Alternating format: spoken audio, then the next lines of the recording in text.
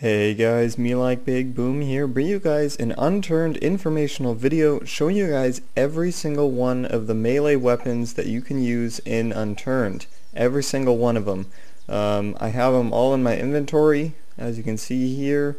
Some are unconventional, like a branch, and some of them are a bit more conventional, like a katana or a machete. Things that are actually meant to cut things. So we're going to go through which ones are good, which ones are not so good, which ones you should go out looking for, which ones are rare, stuff like that. So we're going to go over all the statistics, and up at the top I have all the different bladed weapons. Ignore the MREs, that's to keep my hunger and thirst down. These are the bladed weapons, or at least as close as you're going to get to blades. And then down here are the bludgeon weapons, the blunt force kind of things. So where to start? I think I will start from top to bottom.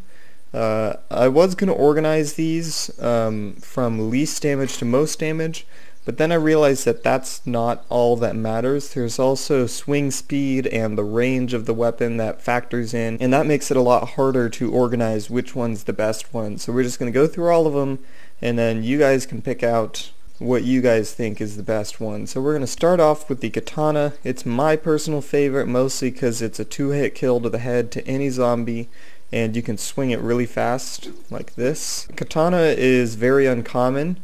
It can be found. Oh dear. Oh dear. So yeah, two-hit kill, as you can see there. I don't have any whatever you call it, warrior skills, so you don't have to worry about that. This is all raw melee weapons, no skills involved. So it's pretty uncommon. It's found in civilian locations, like inside of houses and stuff like that. It does 60% damage. If it gives you an idea, a zombie like this has 100% health. And then military zombies have 200% health, and if you hit them in the head, there's some sort of mysterious damage multiplier that goes in there. I'm pretty sure it just doubles the damage.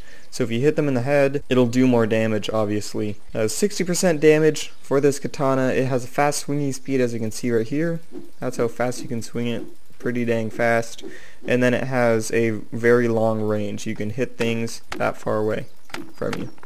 So relatively large range. That is the katana. Moving on to the machete. This is a common bladed weapon. You can find it at farms, more specifically inside the barns. Just disconnect, reconnect, it'll eventually pop up. It does 50% damage this time, a bit less than the katana. So this is a two-hit kill for the regular civilian zombies. And its swing speed is the same as the katana, as you can see here. Pretty fast, and it has the same range, a long range. So as you can see here, I'm able to kill that zombie from a safe distance away. Moving on to the handsaw. It's actually meant as a tool, kind of to turn boards into sticks and scrap metal into wire for stuff like that, but it can also be used as a melee weapon. It has an extremely short range and a slow swing speed, so it's kind of really bad at everything, and it also has low damage at 26%. As you can see here, I mean,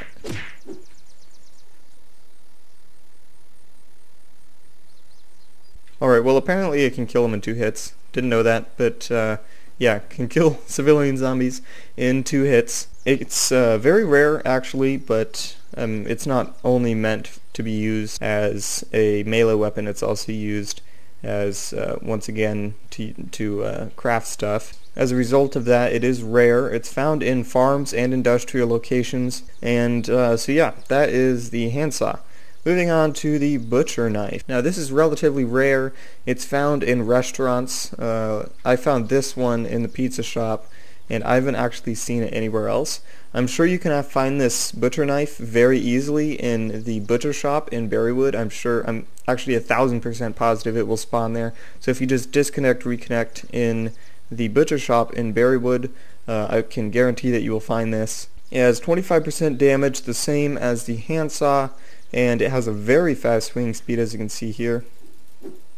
But as a result, it does have short range, so I can't even hit my own feet, as you can see here.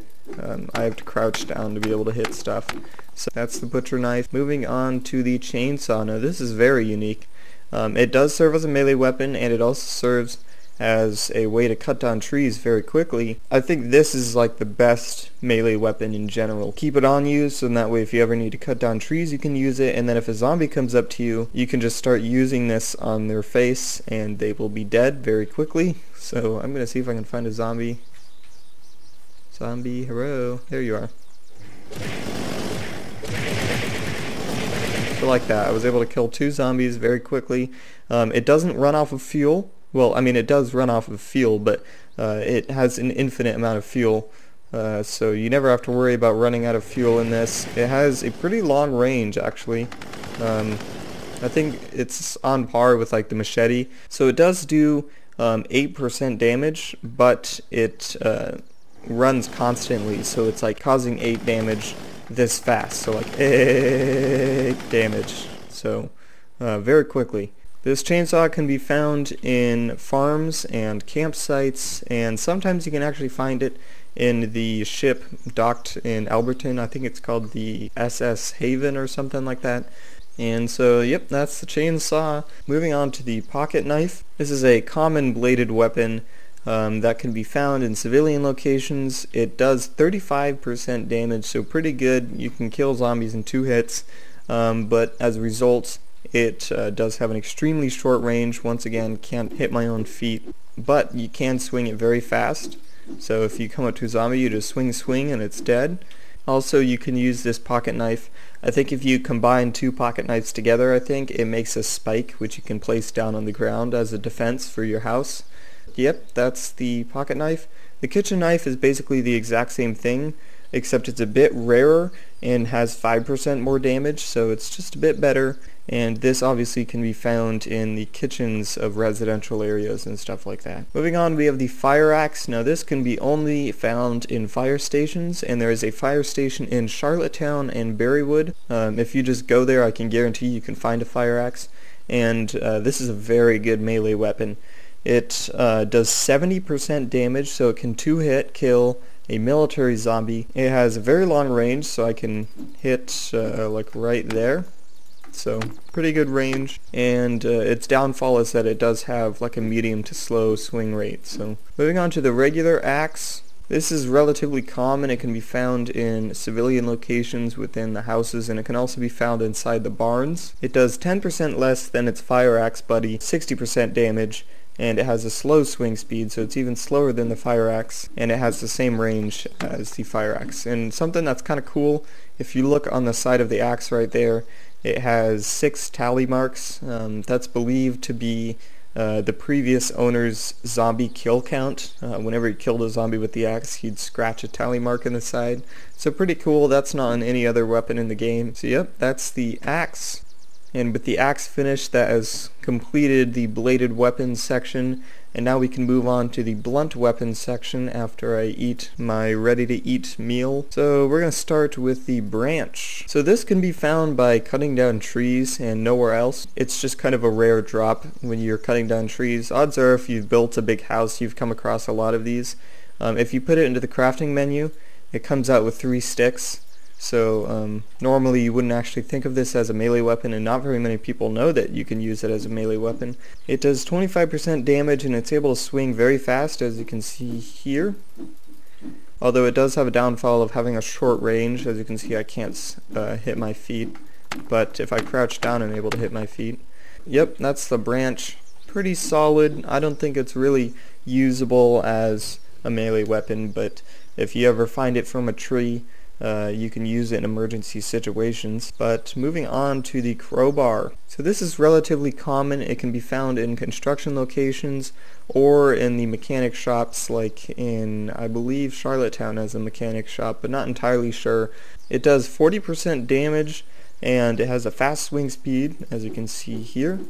He does have a weird animation. He kind of like uses the curved part of the blade to stick it into the zombie. But as a result of that animation, it does have a close range, so I can't hit my own feet. So you got to get up and close to the zombies. But once you do, it does 40% damage, able to be a 2-hit kill to the civilian zombies. So yep, that is the crowbar. Moving on to the baseball bat. This is relatively common. It can be found inside residential houses. It does 45% damage, which is 5% more than the Crowbar. It has a fast swing speed, as you can see here, and it also does have a long range, so I'm able to hit them pretty far away. This is a very good melee weapon. I like it a lot, mostly just because you can swing really fast, and it's a 2-hit kill. Moving on to the frying pan. It's a pretty funny melee weapon. It's relatively uncommon. It can be found in civilian locations, and sometimes you can actually find it in military locations as well. It does 35% damage, which is 10% less than the baseball bat. It does have a fast swing speed, the same as the baseball bat as well, and it has a medium range, so I still can't hit my feet, but if I crouch down, I'm able to. So that was the frying pan. Moving on to the police baton. This is relatively common.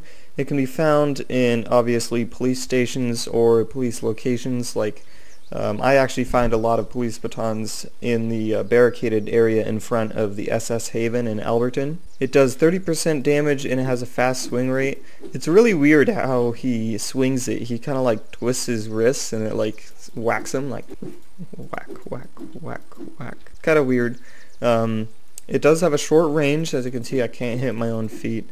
Definitely not one of the best melee weapons. Probably not worth picking up. But moving on to the golf club. This is relatively uncommon, but you can find it obviously at the golf course in Summerside Peninsula, or rarely you can actually find it inside of houses as well. It does 50% damage, which is relatively high, and it does have a long range, but its downfall is that it does have a slow swing rate. So as you can see here, very slow to swing that. And so that's the golf club. Moving on to the sledgehammer. This is a big behemoth thing. It's relatively uncommon. It can be found in pretty much everywhere: construction, civilian, military locations. It's obviously most commonly found at construction locations, but it can be found anywhere. It does 100% damage. So right from the get-go, if you have no skills, you can instantly kill a regular civilian zombie in 1 hit and kill a military zombie in 2 hits.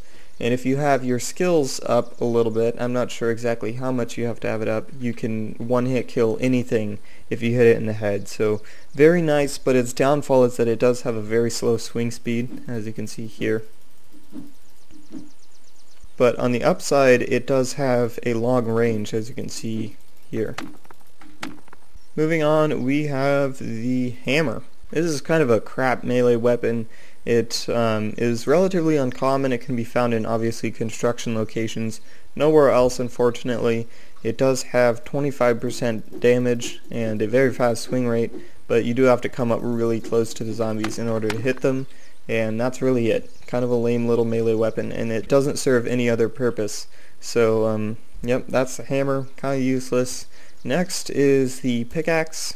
It is normally used to break away at the boulders found around the map to turn them into stone and rocks, but it also serves as a melee weapon with 60% damage, which is basically a 2-hit kill to the civilian zombies. 1 hit if you hit them in the head. It does have a slow swing speed, as you can see here, and it does have a relatively long range, as you can see here. So that's the pickaxe. Definitely worth picking up if you find it on the ground, because mining stone is always nice. If you're wondering how to become the master of mining with your pickaxe, you can click on the video that's on the screen right now. It'll teach you everything you need to know about mining stone. But anyway, moving on to the last two, we have the torch and the hand lamp. I'm going to start off with the torch, I guess. Now, the torch is relatively common. It can be found in fire stations and also in civilian locations. And if you start the game on easy difficulty, you will automatically spawn with it. Now obviously it can be used at nighttime to light up the place, but also it serves as a melee weapon with a astonishing 10% damage. So you're gonna have to beat away at some zombies for a long time in order to kill them. But it does have a fast swing rate, as you can see here, and it does have a short range. So you gotta get up and close and personal to the zombies if you want to kill them. And yep, that's the torch. Moving on to the hand lamp. This can't be found anywhere. It can only be crafted by putting together 2 scrap metal and 1 battery. It does do 10% damage, just like the torch, and a fast swing rate, and also short swing rate, just like the torch. Everything is just like the torch, basically. but its advantage that it has over the torch is that it has a wider circle of lightingness. As you can see, this is the circle of the hand lamp, and then here's the circle of the torch, so like twice as big, and it's a lot more bright. So immediately what you should do is, if you find some batteries, immediately make a hand lamp, and you'll be pretty much set for nighttime if you can't find any night vision goggles. And last but not least, we have our good old fist. Now this is extremely rare to find. No, I'm just kidding. They obviously are a part of you. You will always have your fists, but as a result they are the worst melee weapon of all. They do 5% damage and very short swing range. You gotta get really up close to the guys in order to kill them, but you do get to swing relatively fast, as you can see here. And this is a military zombie who came along just at the right time when I was showing off my fists. So let's see how long it takes to kill this guy with your own fists. So as you can see, I gotta get real close to him. Oh, there we go. It didn't take that many hits. I was hitting him in the head, but yep. So if you're using your fist, you can left click to punch your left fist and right click to punch your right fist, or you can alternate between them like a boxer. But yep, those are your fists.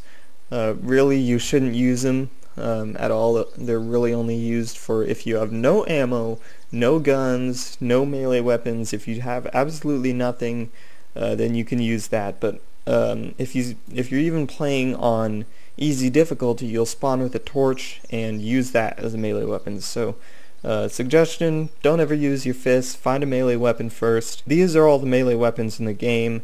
I did scour through the wiki, and I believe these are all the weapons that can be used as a source of melee damage, but if there are any that I missed, comment them down below and I'll reply to that comment with all the different data about that melee weapon. But anyway, those are all the melee weapons in Unturned. Thank you guys for watching. That is all I have for now. Make sure to rate, comment, subscribe, and do all that gibberish, because MeLikeBigBoom is out.